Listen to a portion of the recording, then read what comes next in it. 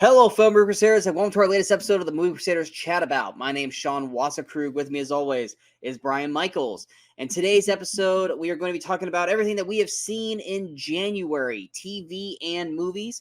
It's been, I don't want to say it's been necessarily a busy month, but we've done a lot of shooting in January, and we just needed some breaks. Plus, I started my new show, The Wrestling Crusaders, with Jordan JPO Owen. So there's been a lot of shooting, but we've just been kind of just watching a lot of stuff, but not really talking about it. So that's what this episode's, for the most part, going to be about. So think of these as a bunch of kind of little mini reviews for everything that we've seen so far this year. But yeah, January on normally, notoriously, Brian and I will agree, is usually kind of the trash month to start the year. It's usually where people are dumping the Oscar films that were limited release in December. Now they're getting wide released, or studios dropping movies that they really want nothing to do with. If it's not January, it's usually September. And this is where we get usually like the shitty horror films or the movies that just straight up suck. And most of the time end up in our worst of at the end of the year. But I would say for me personally, I've seen a lot more than I normally see. Usually by the end of January, maybe I've seen like 2 or 3 movies, and I already almost have a complete top 10 list done. How's your January been so far in terms of that? It's been hit and miss. I think there have been some really good films that I've seen this month. I don't know if there's anything that's been on my worst of the year list. I mean, maybe half year, but I don't know about end of the year. But there's definitely been some disappointments in there. So while I'm glad there have been some bigger releases, they haven't always been hits for me. Before we jump in, literally like minutes before we hopped on to start shooting, we found out the sad news that an actor that we both appreciate and enjoy, Carl Weathers, had just passed. Normally, Brian and I always are in the middle of shooting or just got done shooting a show when this stuff drops, and we're always having to kind of talk about it late. But this actually happened really as we were getting on to shoot. Yeah, that this sucks. This has not been a good 2 months in terms of actors passing. Carl Weathers, I mean, most people know him as Apollo Creed in the Rocky franchise. Other people know him as Tubbs from is it Chubbs or Tubbs? Chubbs from Happy Gilmore, the Predator. I mean, there's so many amazing things that Carl Weathers is on. Currently, right now, he's on Book of Boba Fett and The Mandalorian. He's a very well-liked guy, enjoyable as hell. Sucks to hear that he passed. I guess now his character was, I don't want to say his character was pretty much written off on Mandalorian. They kind of became like a safe haven for Mando and them on Mandalorian. So they're going to have to find some way to either write him off or say he's passed, in the meantime or what have you. But what are your thoughts on Carl Weathers? Yeah, Carl Weathers is one of those guys who, I never would have considered him like, one of my favorite actors or anything like that, but he was always solid in everything you saw him in. Like most people, my first exposure to him was as Apollo Creed in the Rocky movies. And then he had a attempted a leading man action movie called Action Jackson, which was actually a ton of fun. It's got him and Sharon Stone and a bunch of other people in it. Craig T. Nelson. It's a fun, totally schlocky 80s action movie with him in the lead. I recommend you check it out if you really want to see something good to Carl Weathers this week. But he kind of disappeared for a while. I mean, he'd pop up as small roles in things like Happy Gilmore and things like that.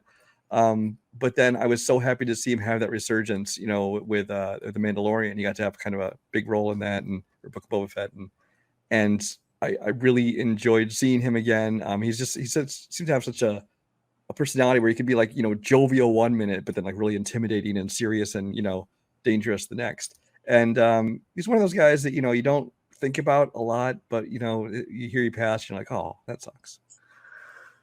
Yeah. Yeah, it's one of those things where I agree. He's someone that you kind of, I don't want to say you forget about him, because you don't really forget. It's just that not forget. It's just not somebody comes to mind when you think about like, your the best actors or favorite actors kind of thing. He's just one of those guys that he's just so many movies that we love that he's a part of. And you just kind of, we don't take him for granted or forget about him. There's just like, oh yeah, freaking, and whenever he pops up on screen, you're like, Carl Weathers, like, yay. And yeah, it's just, it sucks. It really Combat sucks. Carl in Toy Story 4. Yep. I didn't even mention Predator, which is probably my favorite one. I mentioned Predator at the start, but yeah. Apparently he was a military policeman in Close Encounters of the Third Kind. I didn't know. I don't know either.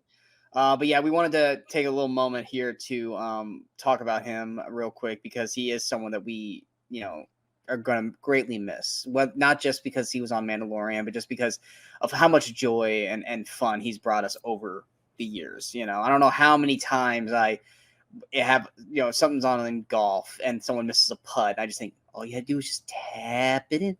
Just tap it in. But yeah, it's sad news to start the show. But let's go ahead and jump into what we've watched. And so now we're gonna go to everything that we've watched in the past month, which is actually, like I said, a lot. Normally, there's not a lot that we watch, but there's plenty of stuff to watch here. We're gonna try to go through these not as long as we probably normally would, so we'll try to give a little time to each thing. We're gonna go to TV first. Now, granted, this came out in December, but it was at the end of the month. I didn't get to watch it until January, and that was Marvel's MCU's What If Season 2. You got to watch it before I did, because I believe I asked you what your thoughts were before I got to watch them, and what were your thoughts of What If? Well, yeah, I watched them every day as they came out because they dropped right as I was getting off of work, so I was also able to watch them right after they dropped. It was kind of like season 1 for me in that it was very hit and miss. There were episodes that were a lot of fun. I liked the, Avengers Tower Die Hard episode. I liked the, kind of death race with, Jeff Goldblum's Grandmaster, that kind of episode, things like that. And even some of the later episodes where, like the first season, they kind of tried to get more epic and tie like an ongoing story together. They definitely had their moments, but a lot of them were just kind of hit and miss for me. I do think that the new character they tried to create, the Native American girl, is completely overpowered. It's just like, let's just make her able to do everything in the world. I hate when they do that. And Captain Carter, they I think also made her suddenly the most powerful character in the Marvel universe, which I don't get that. I mean, I like seeing Haley Atwell. I like in that character. I think they're just overdoing her a bit. But I love the animation style. I love that, you get to have kind of fun with some of these stories. I wish though that they would stick to, it being what if. They're supposed to be just kind of fun, like one-offs, like thinking about, oh, what if this happened? Instead of trying to make it like the first season and this season as well. I feel like they're trying to tie it into like, oh, this is part of the multiverse and this things could bleed into the actual MCU. It's like, no, just let it be just little fun one-off things like it's supposed to be.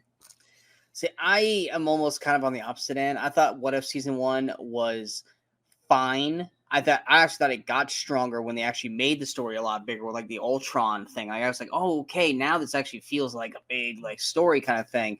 Whereas like the one-offs were fun, but ultimately just felt like popcorn. Like at the end of where you eat a whole box or bag or thing, it's like it's just empty. It's like, all right, that's like what they should be, but that's just me. I know, but I liked a little bit more of the connectivity to it. I really really enjoyed season 2. I think there was maybe like 2 episodes that I was really just kind of like meh on, which I think was the kind of like the 1980s Avengers when like they were going after young Peter Quill. That to me was like probably the worst episode.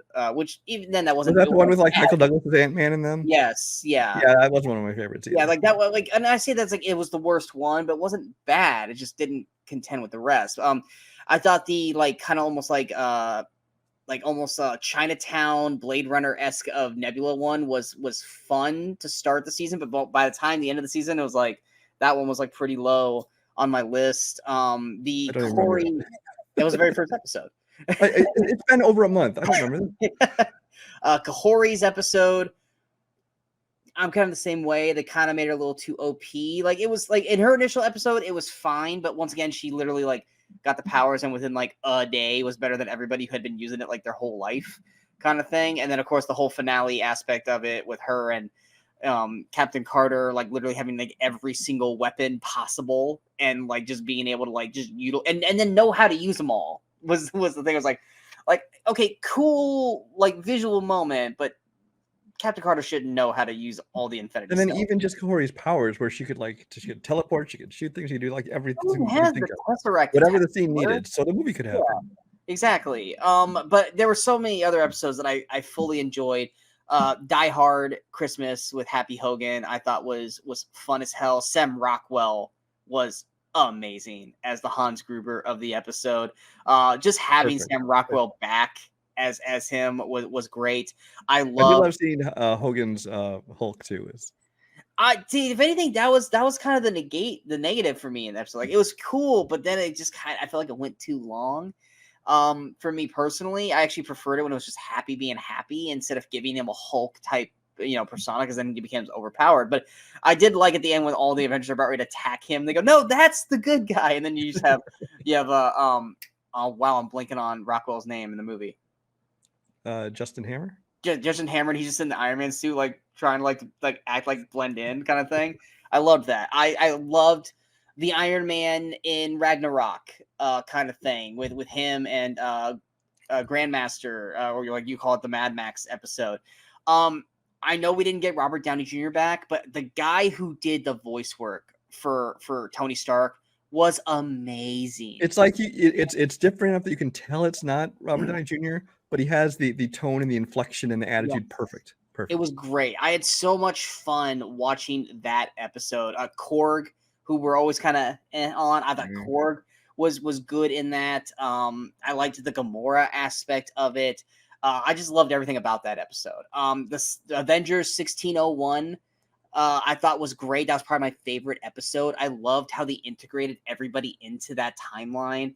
I love that, like, it was Captain America who was Robin Hood instead of Hawkeye, because that would have been such on the nose. I love that Loki was like a Shakespearean actor who sucked at it.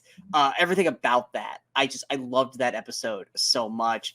The Captain Carter ones, I actually like the Captain Carter episodes. I enjoy Haley Atwell as much as we can get her as Peggy Carter. So I was happy to see her do a little more. Like I said, the finale was a little overdone. I like her. They went a little too much. Yeah. I mean, but I liked how they integrated like Winter Soldier into Black Widow and kind of integrated that. I love that Rachel Weisz got to do a little more of her character. That is one of the things I love about What If. It lets these characters who, even if their character died or their story in the MCU is over, you get a chance to see them or hear them.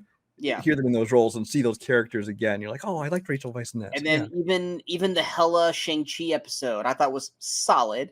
Didn't love it, but I thought it integrated real well. But basically going, oh, what if Hela did Thor 1, but in Shang-Chi world? Like I said, that's the what if stuff I like, where it's like, let's put this character in this movie, but integrate this character or this story into here. But then there's still connective tissues throughout the rest of the season. Like I said, I enjoyed that. But yeah, I thought animation style wise, I thought the way they shot it, which once again, it's animation. You know what I'm saying. But I thought the action was better this time. I thought the voice acting was better this time. I thought just connectively the story flowed better in each episode. Even the ones I didn't like, I thought they flowed better than they did in the first season, which I felt was clunky at times. Like they didn't really know what they were doing. Whereas I felt like season 2 really kind of understood the assignment to a point. Just enjoy. I watched them all like in a row. I watched all 9 just in one sitting, and I loved watching What If. Sticking to the MCU, Echo came out, dropped all 5 episodes at once. Brian, I already know you did not like this. I was not a fan of this one. I didn't really know. It's one of those shows I didn't know why it was going to exist at all. Then I found out they cut it down to 5 episodes. I'm like, okay, whatever. It's 5 episodes, and they're going to drop it all at once. So obviously, they didn't think it was going to get buzz week to week to keep it going. So it did not exactly raise my confidence in it. I think the character of Echo is just not all that interesting. I mean, I understand, you want representation both for a Native American character and for someone who's deaf, and she's an amputee. So you got, 3 check marks there. And I get that, but it's like at the same time, don't you want the movie that represents those people to be, or the show to be good? Because I didn't love it. I found most of it quite boring, especially like the opening 10 minutes of every episode. I was kind of like just bored by the flashback to a different era in Native American culture. I think that, again, having not watched Daredevil, I don't care that much about Kingpin. I don't think he's that interesting of a character or a villain in this. And then I actually, you had not finished watching What If yet. And I said, well, I think maybe it's going to tie into this because of the whole, they had this new Native American characters. Thought, well, maybe it's going to somehow connect. And it doesn't really, although at the end, you kind of see people have like the same symbol on their hands and stuff with his powers. So does it connect? I don't know. It's so unexplained. Just all of a sudden she can just give everybody in the place powers. And it's just kind of at the end, they just kind of decide. Well, everyone in that was on the same like like bloodline. Yeah, but at the same time, it's just like at the end, it's like, fuck it, everybody can have powers. Let's just go with that, and they can win. And so it's like, while there were entertaining moments, that in Thor: Love and Thunder, though, when Thor gave everyone Thor powers. well, because as a kid, it was fun. Okay. And there was an explanation to it. He was something he could do. But I don't know. It's like it's not like the worst show I've ever seen in my life. And I mean, there was moments in it. And there was certain, like the early scene where Daredevil shows up for a fight scene. It's like that was clearly just so they could say, "Hey, Daredevil's in this show. Come watch it," because he was never in it the entire rest of the show. So there were moments in it that I enjoyed. I'm just glad it was short because honestly, if I didn't know it was 5 episodes, I probably would not have finished watching them. And also, if they'd not dropped it all at once, I'm sure by week 2 or 3, I would have checked out because it did not hold my interest. But I finished watching it, and even at the end, I was like, That's all my thoughts. Well, unlike Brian, I watched all the Marvel Netflix shows. So I love Daredevil. I love the characters in Daredevil. I love Kingpin, Vincent D'Onofrio's Kingpin, and doing his voice, and this is how it should be, and all this kind of thing. I enjoyed the hell out of those shows, even the ones that weren't that good, like Iron Fist and The Defenders. So I have that connective tissue through Echo. So seeing Daredevil pop in and Kingpin drop in was great. And while Echo wasn't a part of that stuff, which doesn't really fall kind of into the story, because like after we watched this, I had my girlfriend go back and rewatch all of Daredevil so she could understand Kingpin's character a little better. And she's like, "So where's Echo through this? Because technically, wouldn't she have been here through all this?" I'm like, "Yeah, but she was busy over in Hawkeye." But it was like MCU didn't know Echo was gonna be a thing yet, so she's not there.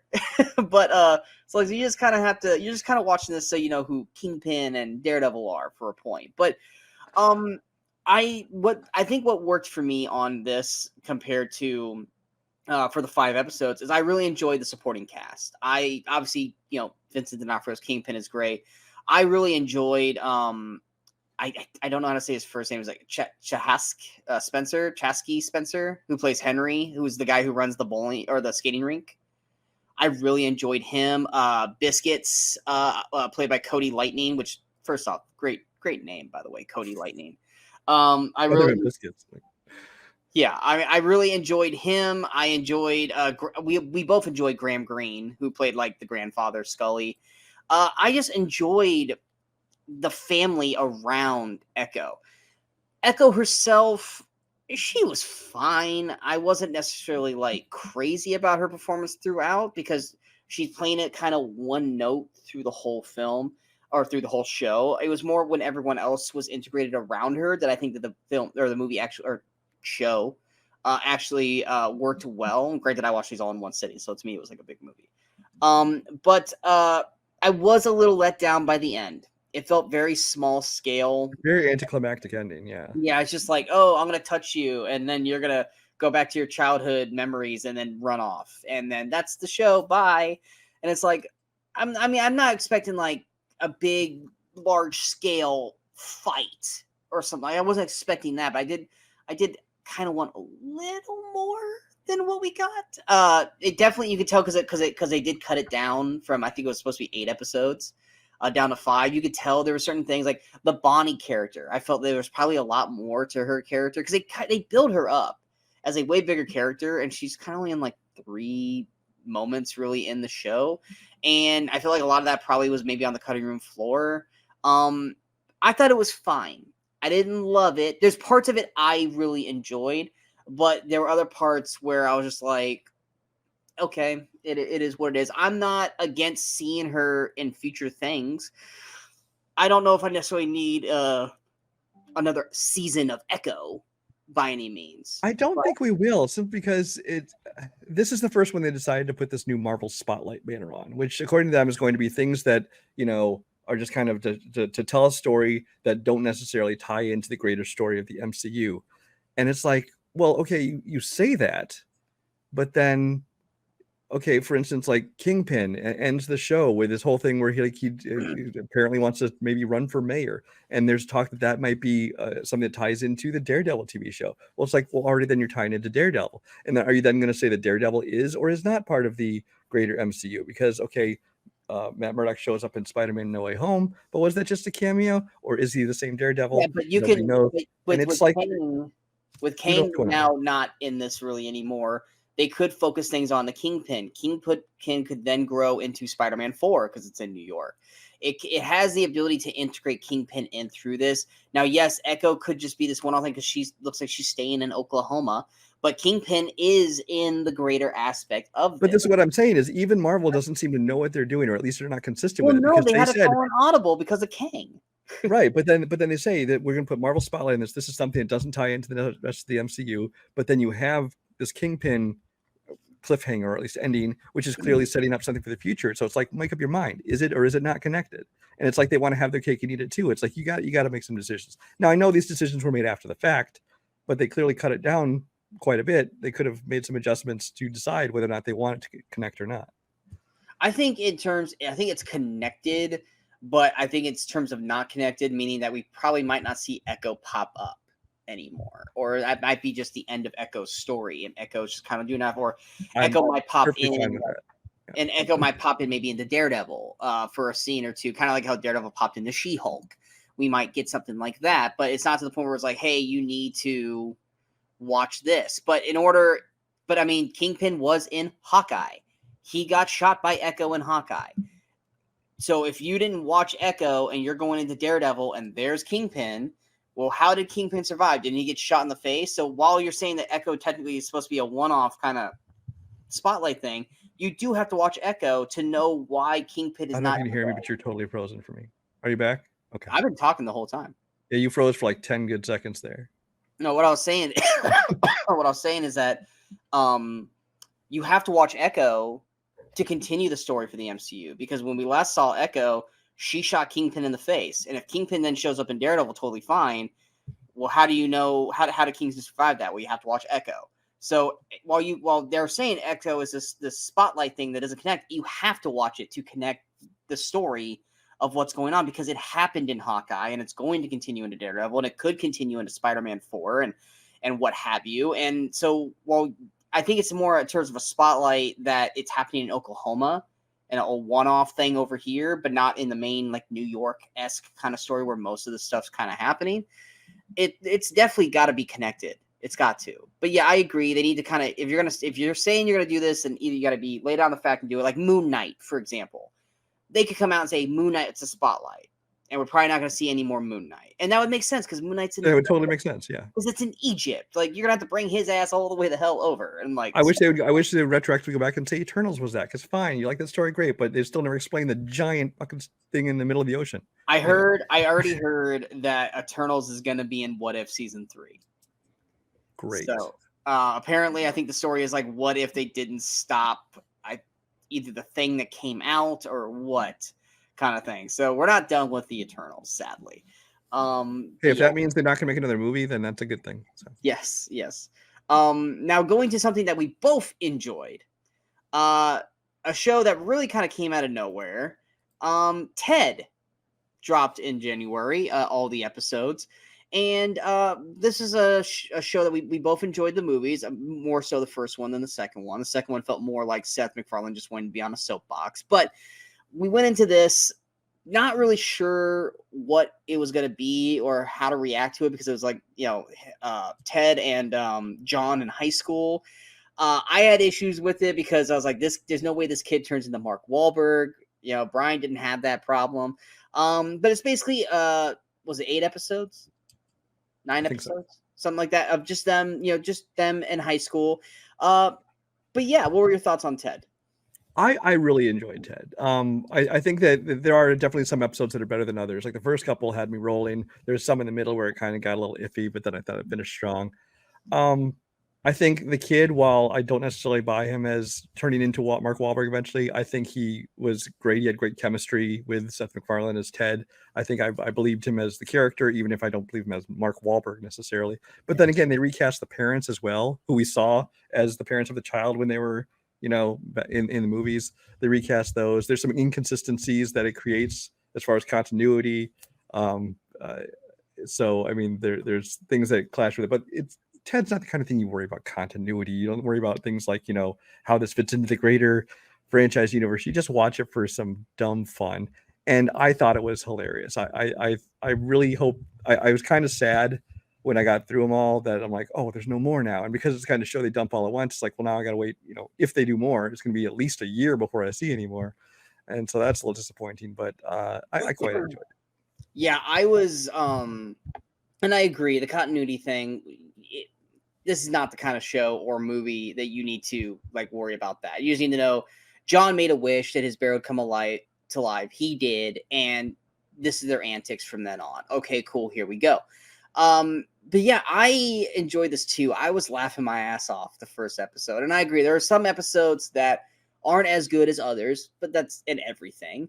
But even the ones that I didn't enjoy, it was more I didn't enjoy the first half. But by the end of it, it won me over.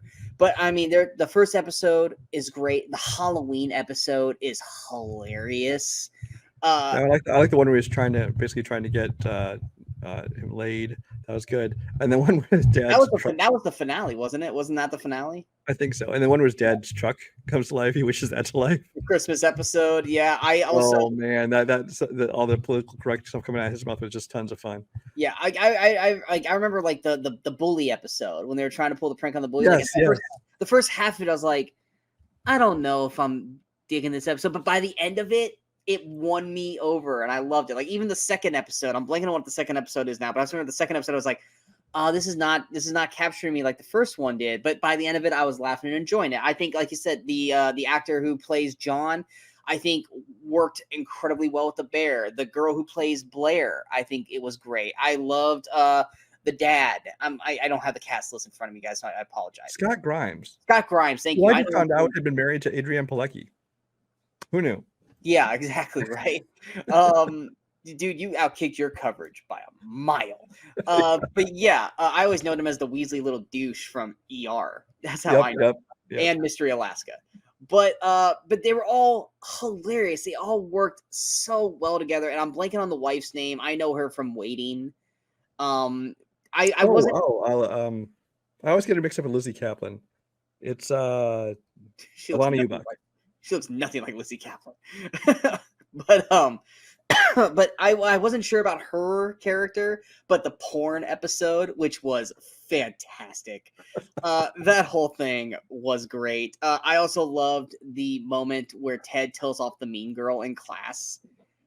Even I was just like, oh, just Ted not realizing that he went too far. Just like, what?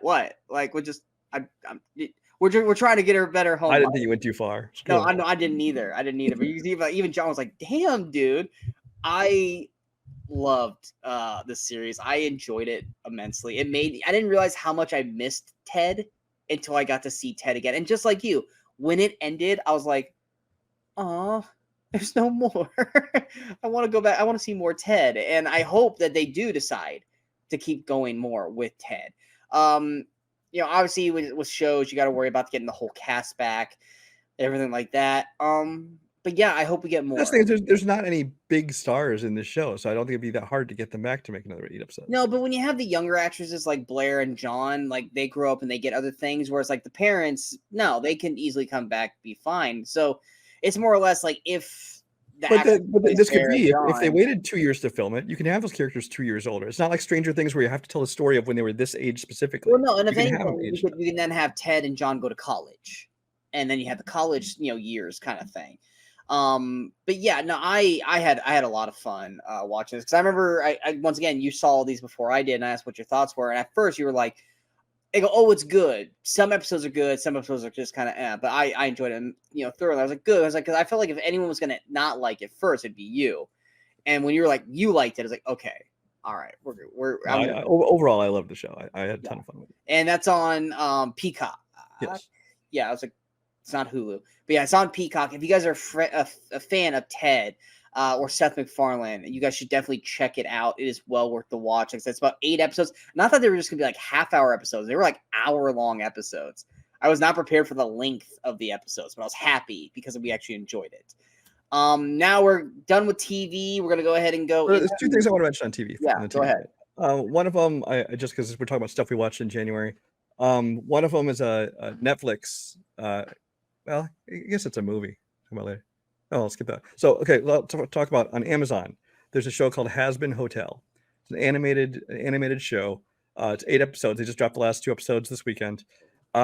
This is a show. It started out as apparently a YouTube, like basically a pilot that somebody tried to make for this animated show. It takes place in hell. It's very R-rated in terms of language, things like that. And it apparently had this cult following. And it's been around for years at this point.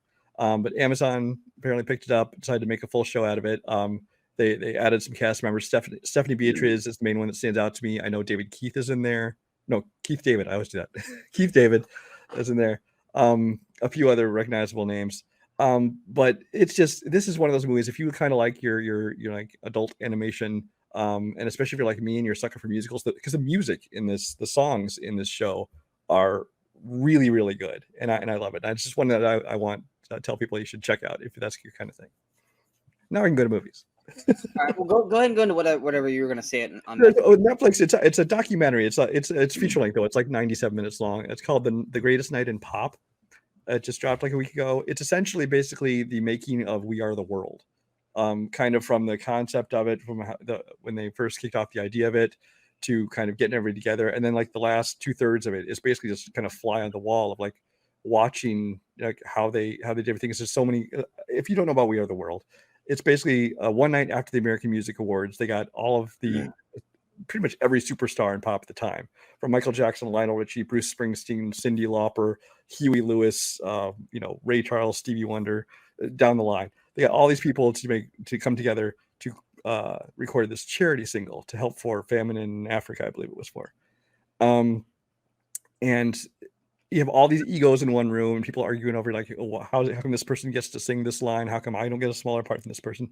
But at the same time, it's kind of showing this kind of collaboration between all these people. And it's just really interesting to watch this kind of fly on the wall, as well as they have interviews with all these people kind of in current day talking about the experience. And it's just, it's kind of a fun, breezy, like 90-minute watch. I recommend checking it out. Okay. Now I know on, I believe it was our last episode of Movie Crusaders Chat About, which was right before the new year, you had saw Book of Clarence early.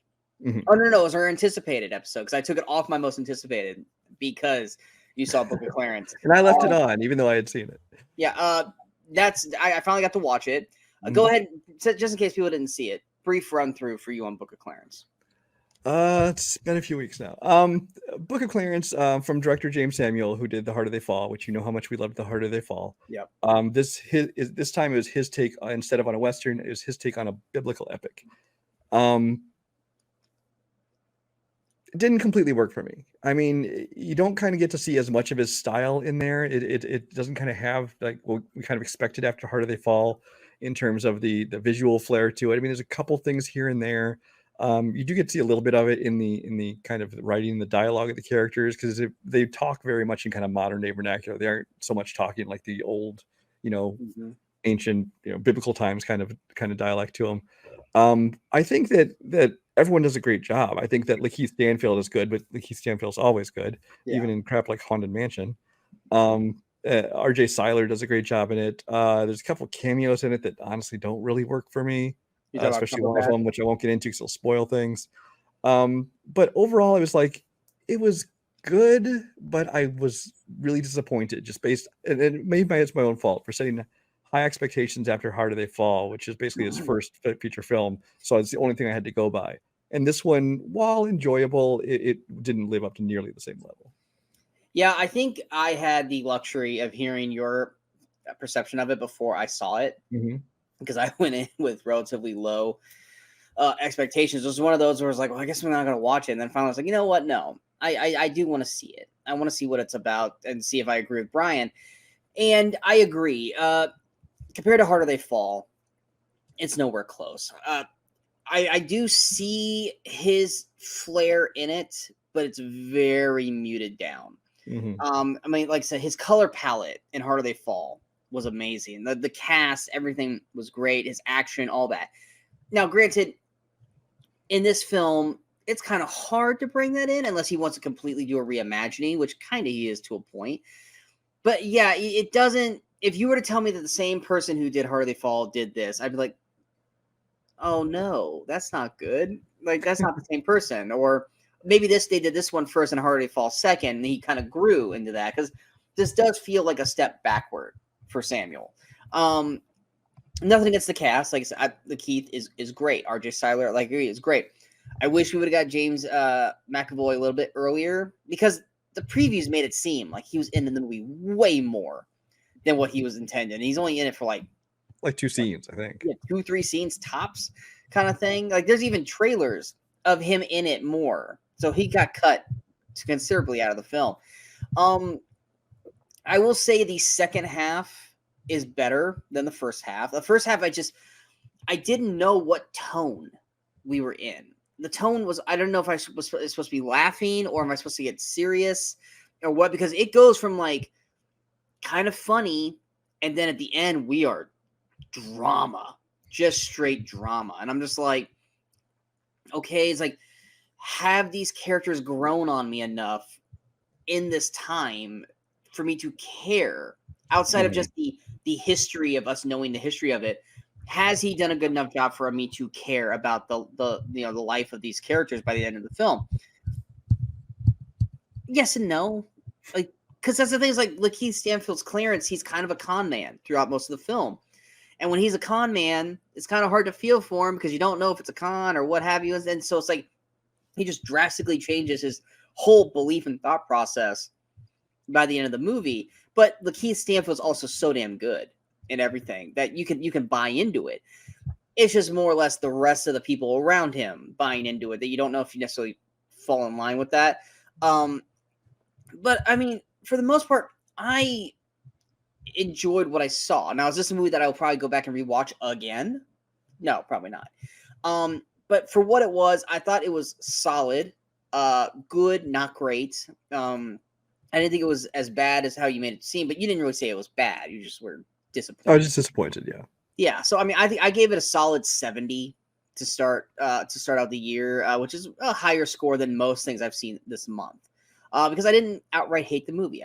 The first half, I was like, I don't know if I'm loving this. I don't know if I'm just bored or what. But then it finally flipped a gear, and I was like, okay, I'm actually starting to get into this more. But it's like, I shouldn't have to wait an hour to get into the film. But for me, I'm pretty sure you didn't see this. I don't know why I made myself do that. I know why. I said, I need to find some worst ofs before we get to the half-year mark. I will never seek those out on purpose. Well, the main reason why I watched this is because it's a football movie. And that is Prime's The Underdoggs with Snoop Dogg. Basically, it's the fucking Mighty Ducks with football and Snoop Dogg instead of Emilio Estevez. I will say this. The first 30-40 minutes of this movie is almost damn near unwatchable. It's so cringeworthy bad. It is basically him just being full-on Snoop Dogg, like an asshole version of Snoop Dogg. Dropping, F-bombs, N-bombs the whole way through, just being an unlikable character. He's interacting with other people who are, not actors, like football players, like Tony Gonzalez, who's not an actor, and other people. And then you just have him kind of just up here, and everyone else is like here, and it's not flowing at all. Then you even add, oh God, I'm blanking on his fucking name. But you add like a friend to the role, and it's also just not flowing because his character just feels like in a different movie. Mike Epps, that's what I'm thinking about. Mike Epps. Oh, okay. He's kind of become like the assistant coach, best friend, who also is a criminal as well. Then you start to add the kids, and each kid's kind of got like their own thing. You got the one who acts like he's a ladies' man. You got the one who acts like the rich kid. You have the superstar kid who's basically acting like a smaller version of Snoop Dogg. You got the nerd who loves Game of Thrones. You got all these kind of little characters here and there, and everything just kind of seems like it's just all over the place. But about an hour in, everything starts to kind of fall into place. The characters, either the characters that were over the top start to tone themselves down, and they kind of bring everyone who was kind of lower up, and it starts to kind of fall into place. It all starts to kind of work by the end of the movie. But just like I said with Book of Clarence, I shouldn't have to wait over halfway through the film for me to actually start caring about this. The only, I think, person who was actually relatively sound from beginning to end was Tika Sumpter. We know her from Sonic. She was solid throughout the whole film. I actually really liked her performance throughout for what this film is. At the end of the day, they even call out, "Hey, we're doing a Mighty Ducks. Like, do a Mighty Ducks thing." So they even like let you know, like, okay, yeah, we're doing the Mighty Ducks. Well, here's what I don't get about it. Again, I haven't seen the movie, but it's like if they want to have Snoop Dogg in this football version of Mighty Ducks, maybe for a little bit different audience, I totally get that. But it's like, 'cause I mean, like, like Ice Cube did, what was it, Long Shots, I think it was called, where he Yeah. does a football movie with his daughter.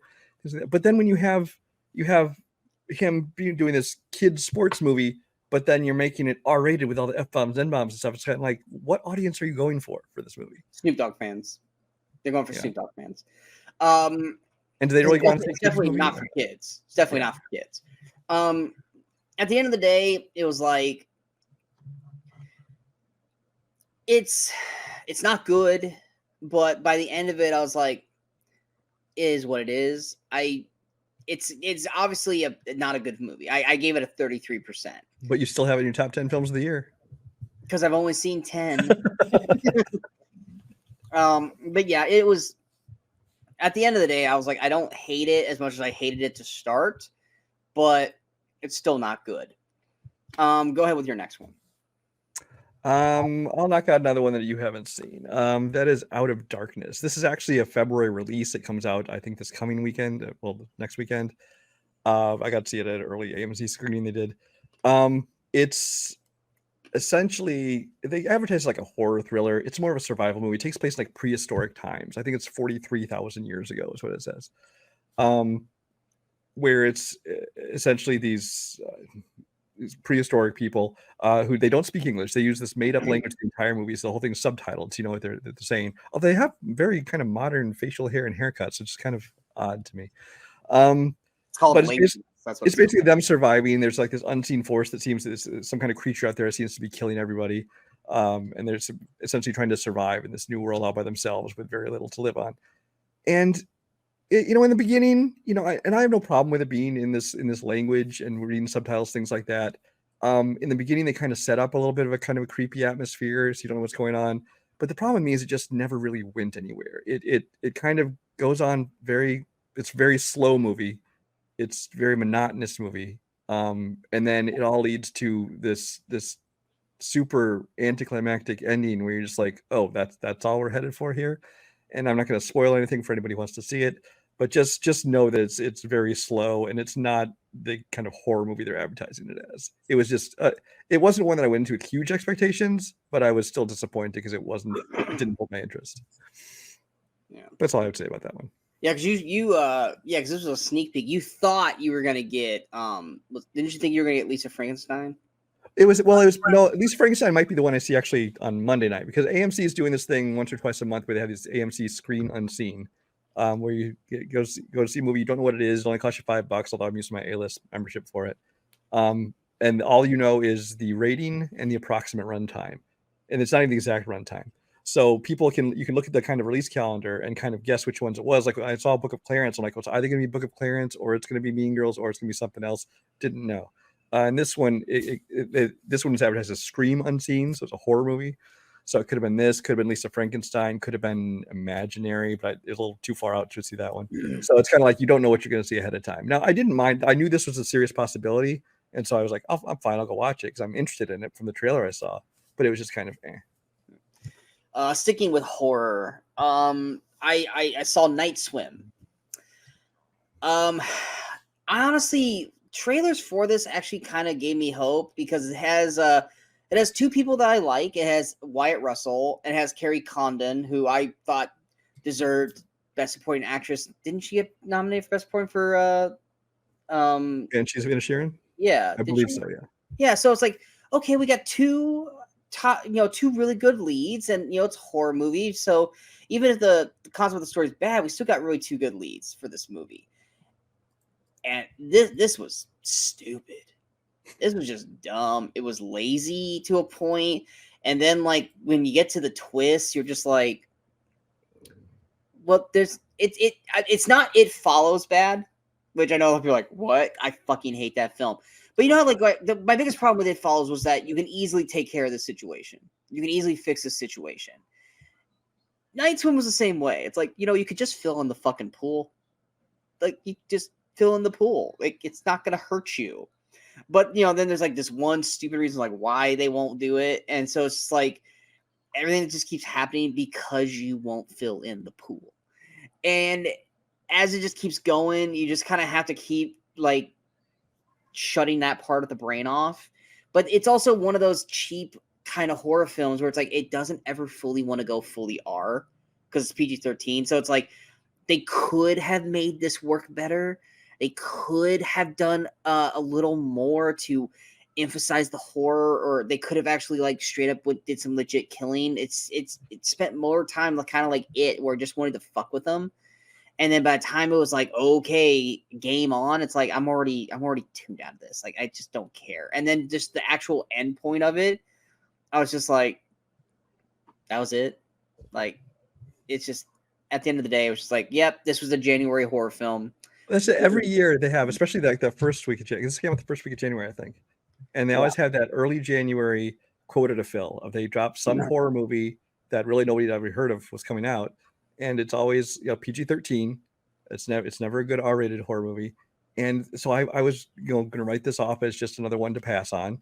But then I saw it's got Wyatt Russell and Carrie Conn. I'm like, well, maybe it's worth seeing. So I put it on my to watch list. But then I've heard nothing good about it. So I'm like, yeah, I think I'll pass on this. Yeah, I ended up giving it a 30%, whereas like Underdoggs, I gave it 33 because at the end of the day, it's like I did enjoy parts of Underdog. I did. As dumb as it was, there were moments where I was like, is this starting to win me over? Maybe. But Night Swim, there was never a moment of this movie where I was like, this is starting to get good. It was more like, oh, how much longer do I have to put myself through this? Because it was never just outright like bad. It was just, I'm wasting my time with this. Like it's not going to get good. It's not going to all of a sudden just turn the page. It's just this is where this level is where we're going to be at the whole way. And I was right. It never peaked up. It never, if anything, it got lower. And yeah, we'll go ahead with your next one. I think I'll knock out the ones you haven't seen. You have not seen Mean Girls, correct? No, I have not, and I won't. So not because of the previous Mean Girls, because I've watched the trailer because I have zero fucking interest in seeing this movie. Well, here's the thing: is what gets me about this is a lot of people coming out of this movie mad because like we didn't know it was a musical. It's like you can kind of see them singing and dancing. I mean, they didn't like overtly say it's a musical, but in the trailers made it pretty clear it's a musical. So Mean Girls, the movie was there's a book called Queen Bees and Wannabes that's made into a movie by Tina Fey and starring Lindsay Lohan and all these people. Great movie, love that movie, hilarious comedy. Really enjoyed that one. Then they made a stage musical out of it, and now they're making a movie of the musical. Which like I was talking about in a different episode with about Color Purple. They made a movie of the musical of the movie of the book. This one I went into with relatively high hopes, just because I really do like the original movie Mean Girls, and it stars I don't know how I should pronounce it, Angourie Rice, who most of us you should know as the daughter in Nice Guys, the daughter of Ryan Gosling. She also has a small part in the Spider-Man movies, a few other things she's been in. But I really like her, and like she gets to have a lead role in this movie, in the Lindsay Lohan role of Katie. And so, you know what? I bet I'm going to enjoy this movie. And I went and saw it, and it was just, again, it's not an awful movie. It's just so inferior to the original movie in every single way. It's like, like anytime they drop like one of the famous lines or a famous scene from the first movie, it seems like it's done so with just so little energy or care. It's like, okay, we said that. We're checking off a box of the things we have to say, the recognizable lines in the original. And it has none of the energy or the personality of the original. The songs I thought were mostly kind of bland and boring and forgettable. I didn't really care about any of the music in this movie. I will say the one thing that shines in this movie is, I'm going to butcher this name, Auli Cravalho. She was the voice of Moana. I was going to say, is that Moana? Yeah. She plays the Janice role, which was Lizzie Kaplan in the original one. She steals this movie. Her performance, both just in acting, but especially her singing. Whenever she's singing, this movie is like bumped up to another level. She is phenomenal in this movie. And actually the guy, I don't know his name, who plays like her friend. He's a larger black kid. He's great as well. I think the two of them, whenever they're on screen, kind of bumps it to a whole other level. They're great. They are blameless for this movie. It's just the problem is the rest of it doesn't live up to it. Not even close. Next is on Amazon Prime. We've got Role Play, which, once again, we've seen this plot many times before. Honestly, we just saw it last month in The Family Plan to a point. It stars Kylie Kuko and David Oyelowo? Yeah, David Oyelowo. It's also got Connie Nielsen, Bill Nighy. That's pretty much it for the actual main cast. But basically, much like most of these movies, you got a couple who's kind of in a rut, and they kind of just going through the motions. Also True Lies, basically the same damn thing. And you find out that Kylie Kuko is basically like an assassin. Stuff like that. And then, she's basically being hunted by her former organization, and she does an assassination, and she gets spotted. And then now her whole life and family are being turned upside down because everyone's coming after her. And it's her having to kind of, go through trying to hide it from her family. And then once they figure it out, them trying to accept it and help her. And once again, you've seen this movie 100 times. Now, I wanted to see it because of, the two leads. They're both, I love Kuko and name Oyelowo. Oh yes, he's solid in everything I've seen him, and I've never disliked him in any role he's had. It's not bad. The movie's never bad. It's just it doesn't do anything different. It doesn't break the mold. It doesn't try to do something different.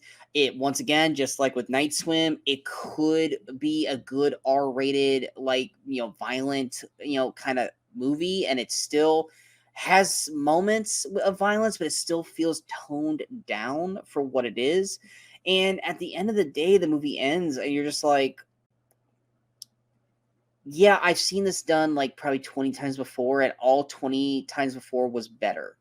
And I don't blame the cast. I don't blame either the leads or anyone in the actual film. It's the writing. It's the directing. It's just they don't do anything to make itself stand out. And we've said this many times on the show before. Is you can have a movie like this that we've seen 20, 30 times before. But if you do something unique, you do something different with it, it may not work, but you at least attempted to try something new, and that's what makes this movie makes a movie potentially better than what we would expect it.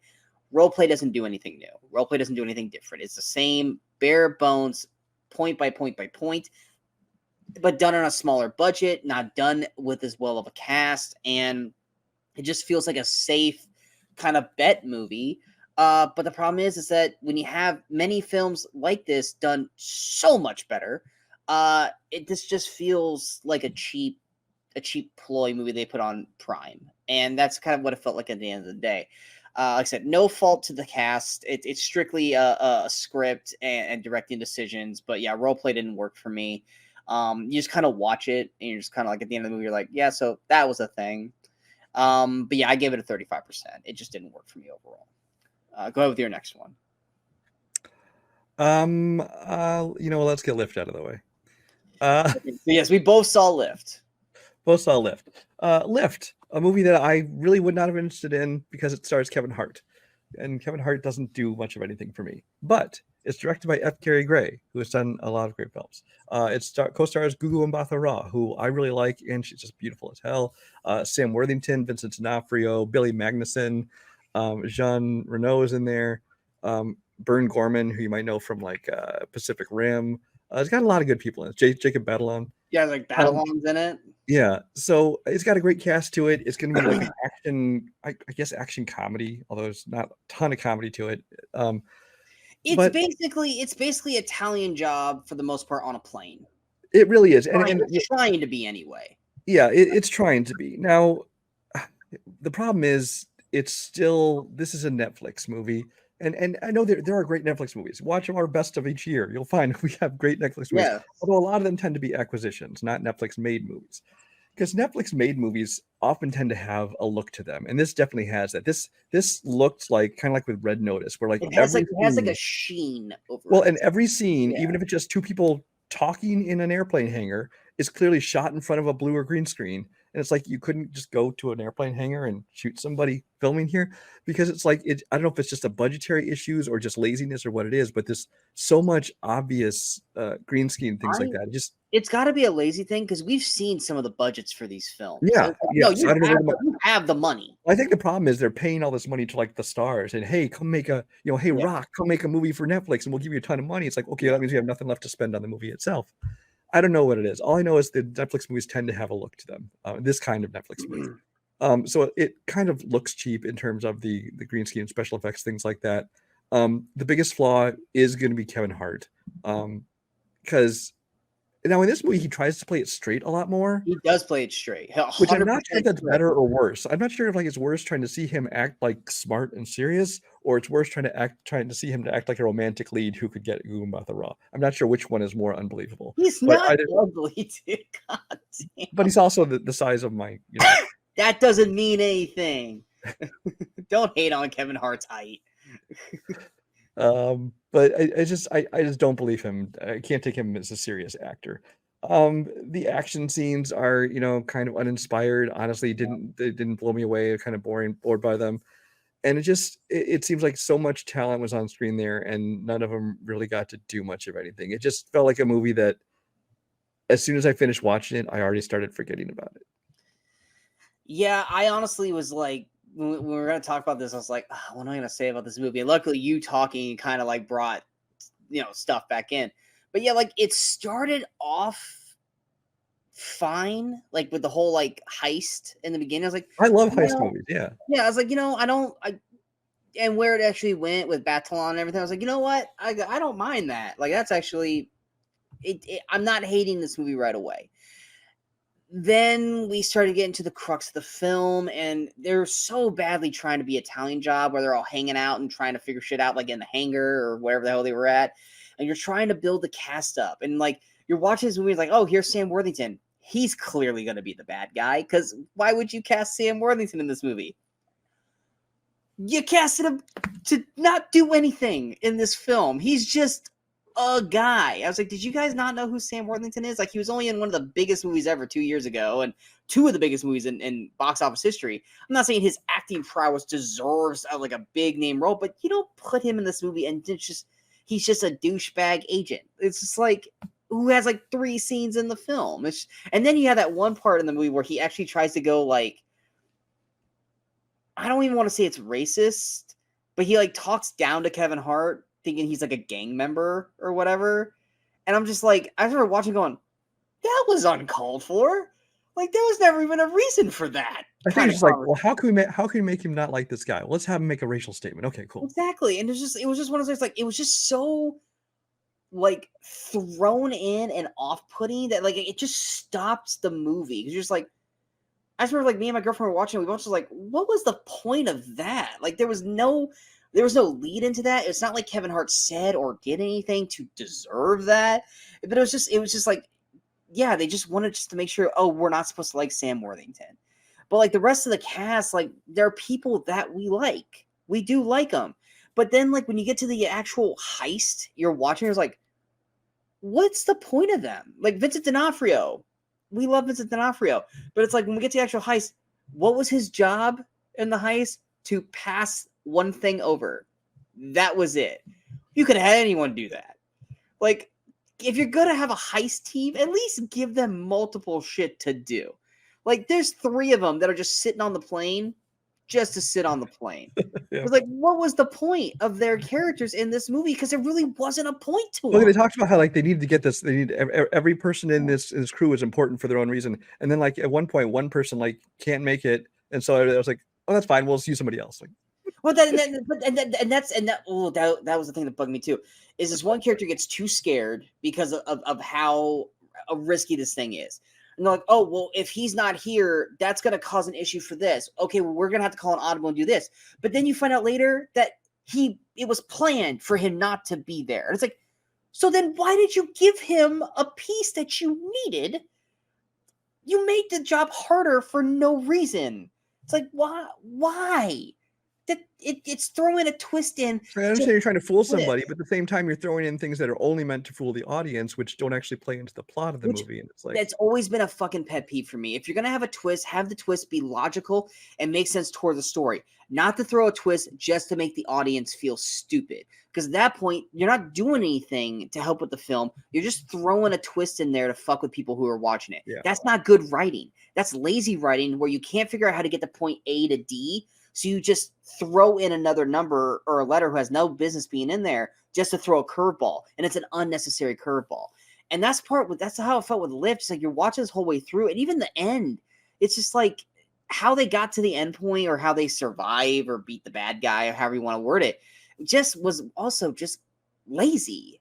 It's lazy by Netflix numbers. It's lazy. Like even Red Notice, which you were saying, oh, it's Red Notice on a plane, and it's like it feels like in its tone and everything, it feels like it really wants to be Red Notice. And actually, in my review, I mentioned that twice in the first 20 minutes, he mentions the word Yellow Notice, and I'm like, are they trying to tie this into it somehow? And it's like even Red Notice, as much as we like to poke fun at it, it knew what it was doing and it utilized it better than this. And I have no problem with Kevin Hart. Kevin Hart to me is not the problem in this film. He's fine for what he's doing. I have no issue with him.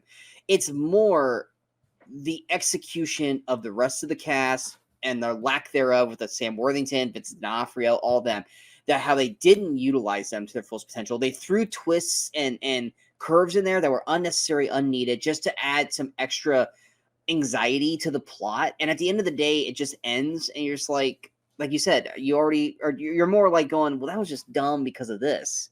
Like what was the point? And at the end of the day, you're like, why do I care? At the same time, so me, I gave it a 45 because it's like none of the performances for me were outright bad, but some were completely utterly wasted. And then once again, it was another plot and writing and directing situation. They didn't know what to do with what they got, and it fell apart because of it. My other one that I know you haven't seen, I'll get out of the way here, and that is Good Grief, which is on Netflix. Is it Dan Levy or Levi? Levy. Okay, I always want to say Levy, but for some reason I always feel like that sounds wrong in my head. Eugene Levy, right? So, well, yeah, I just for some reason it just doesn't sound right with Dan. For anyone who's ever watched Schitt's Creek, which is one of my favorite TV shows, everyone knows Dan. We love Dan. This is his first, I think, directing, writing, starring. He's doing everything. This is basically a film about. It's called Good Grief. It's basically about that. We follow Dan's character. His name's Mark. He's married to Luke Evans as Oliver. And I think it's right before the night of a Christmas party. Luke Evans, Oliver's character, he's a writer for like, think of it like Twilight kind of book or whatever. And he's leaving to go to Paris to do a book signing on Christmas Day. And on his, like, literally, he hasn't even gotten like a mile away from where the party is, and his taxi gets into a car crash, and he dies. And it's basically going through the motions of grief with Mark and his two friends, who are people we also like, which is Hamish Patel, who plays Thomas. People mostly will know him from Yesterday. He was the lead in that one. And then Ruth Negga, who plays Sophie, which many people know Ruth Negga. I know her from Preacher, which she was great on that show. And they kind of stick with him for the next year, helping him out, kind of getting him through it. And then you get to kind of this one point of the film when they start to go over, like, I think their estate and like their finances. And Mark finds something out about Oliver, and he decides, you know what, I'm going to take Sophie and Thomas to Paris as like a thank you for putting up with me and being there for me for the past year. And it's just kind of this story of them all, because while yes, Mark lost his husband Oliver in the film, Sophie and Thomas are also incredibly close with Oliver, so they're going through their own stuff as well. But Mark's obviously the focal point because he's the husband, but it's all three of them as friends going to Paris and kind of not dealing with the situation, even though the Thomas character wants to deal with the situation. And they're kind of just trying to grieve and go through the motions, which I know just sounds like a very fun film. But it's more the writing and the performances and everything like that makes you want to see this film because of how much you appreciate Dan Levy from Schitt's Creek. At the end of the day, visually, director eye, I think Dan does a great job. There's a lot of great shots in this where I'm like, I can see where he's going with it direction wise, and none of the performances are bad. I think everyone in the film is solid throughout. Even the small moments we get with Luke Evans as Oliver, I thought he was great. It's more there needed to be a little more story, a little more stuff happening in the film, because it's the middle of the film that really starts to drag, because you're just watching it and you're like, okay, we need to have something happen outside of them just being in Paris. And there is stuff happening. It's not hooking you, grabbing you, making you really care outside of just, you like these actors. And I will say this, actor, Game of Thrones, I've got to find it, David Bradley. He plays Oliver's father, and during the funeral, he has a beautifully well done eulogy that will definitely make you feel something. It's the last time you see him in the movie, but he has a great scene during the funeral. But at the end of the day, it's a solid first attempt for directing and writing for Dan. It's not something I would probably go back and rewatch, but it makes me hopeful to see what he does with his sophomore director, kind of like what we thought with the guys from Please Don't Destroy. The first movie didn't really work. Here's hoping they find something the second time. Good Grief is a solid, decent film about grief and moving on and starting over, but it's not something that like people need to really go out of their way to see unless you're just really wanting to see Dan's first directorial, debut. At the end of the day, I gave it a 65. It's fine for what it is, but it's not something to kind of go out of your way to watch. But yeah. What was your next film? Next I go with I.S.S. Did you ever watch this one? I did not get to see this. You did not see this one. So I.S.S. is one that I was anticipating for this year because I thought it had a great concept, and the first trailer I saw for it was really good. It's essentially there's up on the International Space Station, hence the I.S.S. There is a crew of 3 Americans and 3 Russians.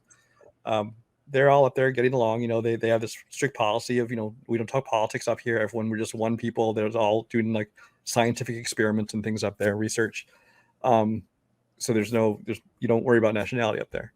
Then they see from their station, you see down on Earth, all these giant explosions happen everywhere, and they find out there's basically this nuclear war has broken out down there. And of course, and it's between their 2 countries. And so the Americans get this message basically says, you need to take control of the space station. It's going to be a key component, something we need to get control of to give us an edge in this war and survival. And then, of course, they assume, rightfully so, the Russians are probably getting the same kind of message from their government. So then it becomes this big, tense thriller. I thought great concept. I thought it looked really well. It looked really good. I wasn't expected to be like an action movie, but it looked like it had an opportunity to be kind of like a Crimson Tide, kind of like a kind of a tense thriller, kind of wrestling for power, things like that. And it started out very good. I thought it did a pretty good job of kind of setting up the whole concept right up to where, the shit kind of, takes off. The problem is they didn't really do a whole lot with it after that. It's like there's kind of there's some conflicts here and there and kind of who's lying to who and how they're trying to outdo each other. But it seems like there wasn't a whole lot to the movie. They didn't do much with it. And the ending is kind of open-ended ending, like leaves so many questions that I don't really like they left unanswered. I think they should just picked something and gone with it, given us some kind of finale to this movie. The cast is one of the reasons I wanted to see it. It's got Ariana DeBose, who's in like 4 movies this year, I think. Yeah, she's definitely the Iron Woman of 2024. Yeah, whenever somebody wins an Oscar, there's usually like a year off while they're making a bunch of movies because they're popular now, and then there's the year they all come out. And this kind of thing for her with this, and she's in Argyle, she's in Craven. I think there's something else coming out as well. She's in. So I was looking forward to seeing her in this. Chris Messina, who we've always liked everything we've seen him in. Pilu Asbeck, who most people know probably from Game of Thrones, based on some other things. John Gallagher Jr., who I like from Newsroom and 10 Cloverfield Lane, things like that. So it's got a small cast. It's essentially a 6-person cast, but they're all people I really like, and they all did fine in their roles. I think it's just partially the writing of it, where, like I said, the story didn't go anywhere. And my other problem with it, it's I don't know if it's nitpicking, but I realize we're at the International Space Station. it's like you have to simulate weightlessness. Okay, it's not a science fiction movie where you can have your artificial gravity that every movie always has, which I appreciate that because then it doesn't look like this. Because they throughout the entire movie are trying to create this feeling of weightlessness, but it's so clunky and so badly done and so fake. It's like you can practically see the wires on them or the harnesses or whatever they're on, and it's just like the way they move around, and it's also inconsistent because just the way people's like hair will lay down a certain way and things like that. And I don't fault the movie for it, but I do find it extremely distracting when you're trying to watch a movie, especially in like a thriller like this where you want to be like kind of really into it. But Especially when you've seen movies before have the same thing and they're able to utilize it. right now, I know they're gonna do like Apollo 13 and actually fly up in what they call the vomit comet, kind of simulate weightlessness because they had to do that a lot. And this movie's not gonna have the budget to do something that a Universal Ron Howard Tom Hanks movie is gonna do. But it's just kind of done very clunkily. But so I mean, it was okay. I gave it 3 stars ultimately in my review, but it was just it is disappointing. I've only got 2 left. I'm sure it's the same 2 you got left. I have 2 left. All right. Why don't we go ahead with Self-Reliance? Okay. This is a movie that we both kind of once it just popped up. Trailer popped up, I think, in December, and I sent it to you. I'm like, did you know that this was a thing? And we both immediately just got kind of excited because this on paper looked awesome. And in the trailer. And the trailer. Like we're thinking like, oh, this could be like a Guns Akimbo or a Boss Level kind of film where you got the premise, you've got Jake Johnson, who's wrote and direct, much like Dan Levy, wrote and directed this film. His name's Tommy. He's kind of in a rut, still hasn't gotten over, his breakup and everything. And he's just walking home one day, or was walking to work, and a limo pulls up and it's Andy Samberg. And he basically says, hey, do you want to be a part of this game? We've been watching you. Basically, the whole premise is for the next 30 days, he's being hunted by assassins, what have you, trying to hunt and kill him. If he can survive the 30 days, he'll win $1 million. As long as he has someone within arm's reach of him, they can't kill him. So he has to basically have someone around him at all times. And the whole premise of that is him trying to basically survive the game. His family they basically don't believe him. They think he's going crazy. He meets Anna Kendrick, who's also playing the game. And so he basically tries to do that. And that's basically the whole premise of this. Trailer-wise and on paper, this looks fun because we love Jake Johnson. What were your thoughts? I'm just going to read you my short review on Letterboxd because I basically put it as best I can. It said, kind of disappointing. So the trailer looked like Guns Akimbo with less action but more Anna Kendrick. Well, I got my Anna Kendrick, though with less screen time than I expected, and there was very little action, but also it was just less fun. It turns out it's trying to be some allegory for getting over relationships or codependency instead of just having fun with the game concept. And that's pretty much my feelings in a nutshell. It's like, I knew it wasn't going to be an action flick like Guns Akimbo. But it looked like it was going to be kind of this fun of them escaping the assassins, and especially with him and Anna Kendrick together kind of joining forces on this run. But the thing is, it while there was comedic moments, especially in the first half, it's one of those movies that it's not really what the trailer kind of sold it as, because it turns out it really is leaning a lot on, this examination of his character and his codependency, which is kind of the whole metaphor for him having to have someone with him at all times kind of thing. And it problem with him getting over this previous relationship. And that kind of bogged it down for me. I'm like, why can't I just wanted it to be a fun movie and not try to take this turn and be serious? It's like you take this concept and just kind of went the wrong direction with it.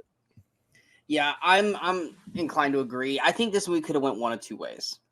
Could have went the real fun, exciting way like Guns Akimbo, but obviously not to that extreme, and had all these different kinds of like fun assassins coming after him and Anna Kendrick having to figure out ways to escape and run and all this kind of stuff. And it could have been a lot of action, or at least comedy action, like Tag to a point. And been a lot like even in the trailers where it was just like, oh, you can't go to the bathroom without me because I have to be with somebody. Yeah. Even just comedic things like that. Like you had those moments, but even then they didn't hit as well in the movie as they did in the trailer. And you could have went that way with it. Or you could have went with the way that it looked like they were gonna go, but then they fumbled the end, which was, this is all in his head. And he's having a mental break. And there is no game. And that's why no one ever sees the assassins. That's why he only sees the camera people. Even Anna Kendrick, who's apparently a part of the game, she doesn't see this. And you're having this whole thing where it's just him mentally breaking. And at the very end, he realizes that this isn't real. None of this is real. Anna Kendrick was real. But the facet of him thinking this game was legit, like I said, you find out that she wasn't actually playing the game. She just was going along with it. And then when she realized, oh shit, this game is real, she got the fuck out, which I hated that they did that in the movie. But it's like we only have Anna Kendrick for so many days of shooting, so we'll have to write her out of it. It's like, no, you told me Anna Kendrick was in this movie, leave her in the movie. It's just it was just such a weird choice to just have her go, yeah, I don't want to play anymore, I'm out, and then just boom, gone. And it was like, no. Now if it had been all in his head, then it could have just been, oh, okay, this is going down a path that's going a little too crazy for me, I need to get out, kind of thing. And she could have done that way. And at the very end, he realizes it's all in his head, and he needs to be, he's getting better because he's worked through it. And then you could still kind of have the ending that you have where he goes to see her. You could have done that, but instead, no, the game was real, but it also just felt real lazy because there was like no assassins barely. There was like Broban Menjenovic, or however the hell you say his name, from like the Lost or NBA, which was, yay, cool. He was in John Wick Chapter 4 as well, or Chapter 3. It was nice to see him. And then you had that cowboy guy who was there for like a scene. And it was just like, it always just felt like it was on the brink of either doing something fun or doing something clever. But either A, didn't have the budget to do it, because that's what it felt like too. I felt like maybe he just didn't have the budget to do any of the real cool stuff he probably wanted to do with the movie. Or he didn't want to take the risk of having it be all mentally in his head. So at the end of the day, it just felt like a good concept, a good idea that never was fully well developed, or it never fully went to the route that he wanted to go. Mm-hmm. And it just felt like a missed opportunity by the end of the movie. It's just like you could have went one of two ways, and I think one of two ways might not have worked for some. I think if it was all fake, you probably wouldn't have liked it even more. But it would at least try to go that route. Or it could have been fun, which is what we wanted it to be, or at least that's what it was selling it as. And we got neither one. And it was just this thing that happened. Like, you had this moment with him and Christopher Lloyd. And it's like, it's not a bad scene, because no one's bad in the movie, but it was just like it was just there. And at the end of the day, that's what this movie just felt like. It was just a missed opportunity that could have been so much more than what it was. Like I said, I didn't hate it. I was just more frustrated with it because I saw the potential there and it just wasn't utilized. I gave it a 60. Real bummed about that. You and I were both bummed because minus 3 stars as well. Yeah.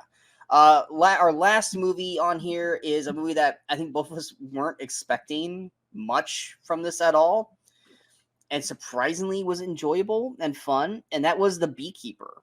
Go ahead with that. So The Beekeeper, Dumb and Heddle, by the way.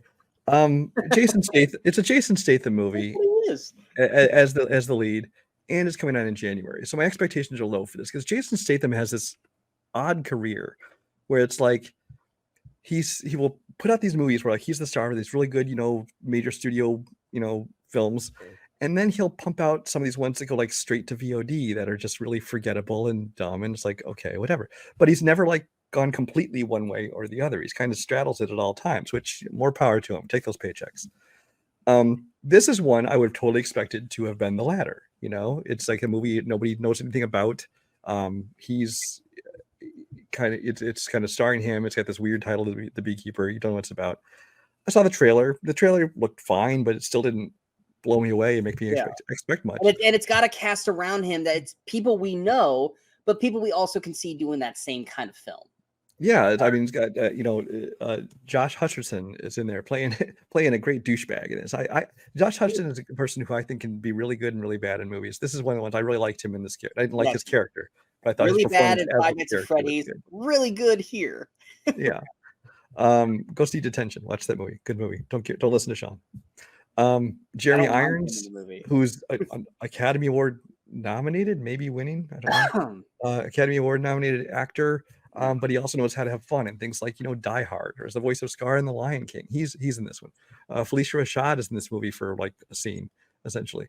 Minnie Driver is in this movie for basically a blink and you'll miss it What tiny the role. fuck was the point of her in this I don't know movie? if they cut her role or because I don't think what more there could have been to it. So I think it's just It was all maybe. this is Sam Worthington all over Yeah, again. it is. It's like, why'd they bother getting Minnie Driver? I like Minnie Driver. It's just like she seemed wasted in this 2 scenes of standing in a room on the phone. That's all she did. There was no reason for her, and then she was just gone. Like she didn't come back.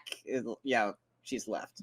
But the movie, I mean, this movie gives you exactly what you want out of a Jason Statham movie. I've said myself, it's like, I think this is probably Jason Statham's best movie in years, as far as Jason Statham starring film, because it gives you that Jason Statham action that you like. Very well done too. I mean, it's brutal, it's bloody. He's kicking everybody's ass. It's tons of fun. He gets to spout off his little, kind of one-liners now and then.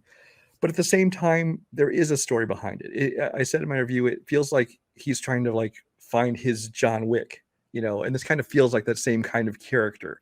And while it is no John Wick, I do think it's his best one, and I wouldn't mind seeing this continue if they decide to do it. Now, when they start getting into the whole bee metaphors and analogies, it gets a little silly and over the top. It gets a little tiresome of that, especially when the fact that they name this role that he plays in his government agency as the beekeeper. I get that.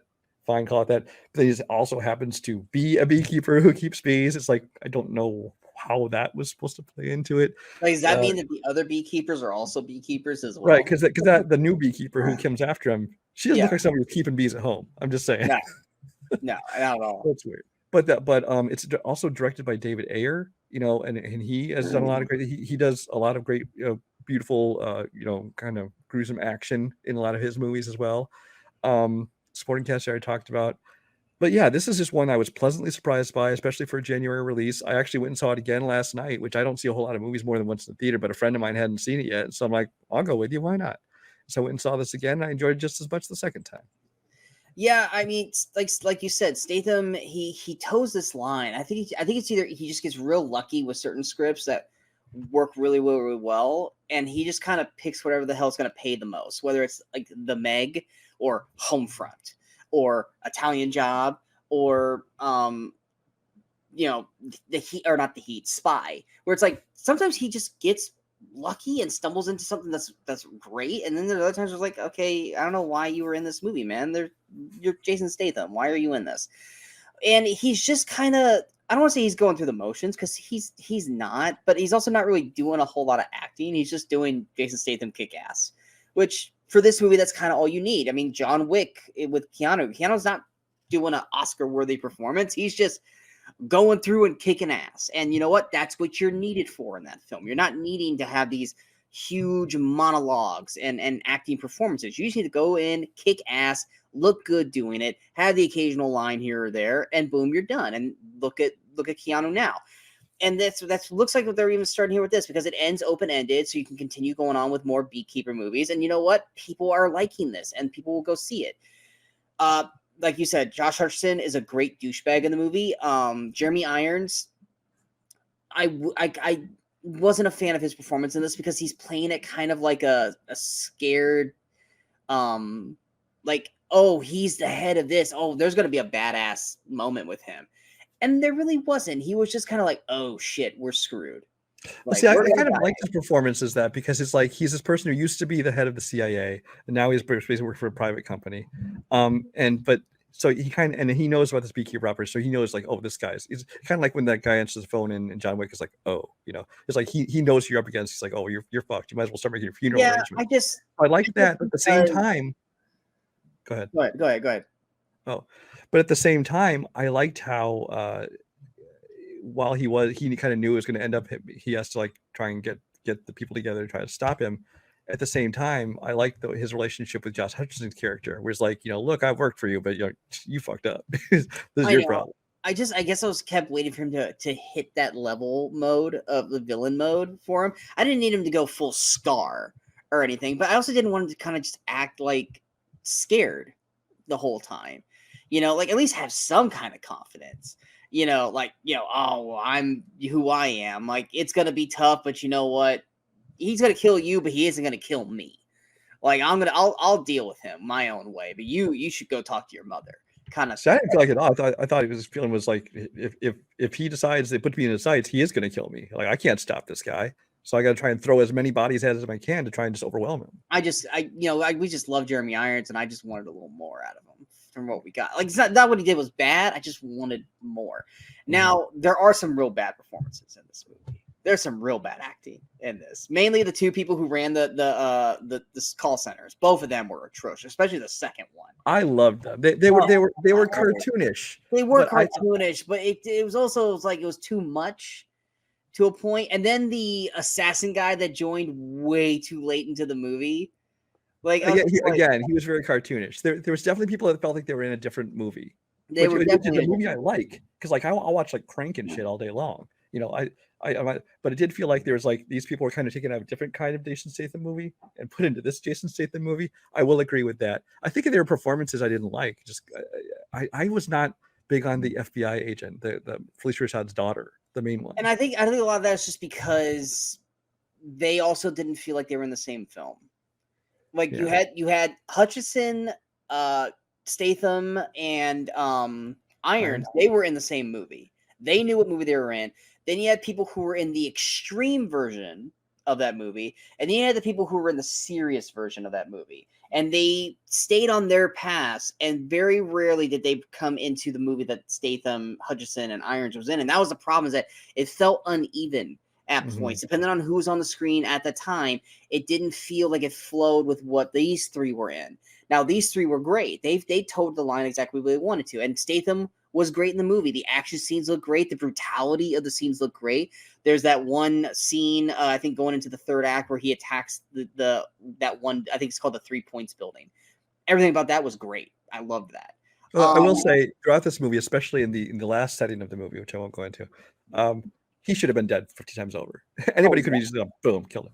So, exactly. There's so many times where they could have just shot him. But it's kind of thing where it's like, it's not that kind of movie. Just go with it. Exactly. It was like, well, then the movie ends. It's like, yeah, you don't shoot him. Why? So the movie can happen. But yeah, it's at the end of the day, like I went into it with like low expectations, not expecting much out of it. And at the end, I was like, you know what? That was fun for what it was. It's not great, but it entertained me for the hour, 40-some minutes that it was on screen. And if it came up with a second one, I would watch it. I would hope that they would take what worked and double down on that, and what didn't work and pushed off to the side. Just like, and I know a lot of people disagree with this, but like I felt John Wick 2 was better than John Wick. And I felt like that they took what didn't, for me, work in John Wick, and they made it better in John Wick 2. And what did work, they doubled down on. If they could take that same formula and do like a John Wick 2 with it, but with the Beekeeper, I think Beekeeper could develop into an actual series and build from there. But yeah, I gave it a 61. Like I said, what I liked, I really liked, but what I didn't like, I really didn't like. And then there was just kind of that in between where I just didn't really quite know how to feel about it. But yeah, I went 3.5 stars, which is basically 7 out of 10. Yeah. Anything else before we tie this one up? That is all for January. Yeah. Yeah. We hope you guys enjoyed this episode. If you guys did, go ahead and hit your like, share, and subscribe button to the channel so you guys stay up to date with all the latest videos that pop up on the Movie Crusaders. And of course, you have to follow some of the social media outlets you see below. Coming up or out right now, depending on how we edit these, we also have the Movie Crusaders Oscars, where we go over the top 5 categories for the Oscars, who we think will and should win, as well as our own version of the Oscars and who we would nominate for those categories and who we think deserve to win the big trophy at the end of the night. Also, we have a non-spoiler and spoiler review of Argylle coming out here very shortly. That is one of our most anticipated films of the year, so be on the lookout for that. And coming up next week, we have Liam Neeson's Frankenstein movie. Lisa Frankenstein comes out next week. I know, Brian, you're definitely seeing it. I have not decided if I am or not, but if we do have, we'll have a straight up review for it, or we'll do something like this where we'll probably talk about it at the end of February. So either way, we'll be talking about it one way or another.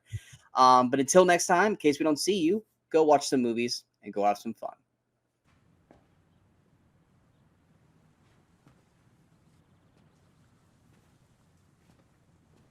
You're still here. It's over. Go home.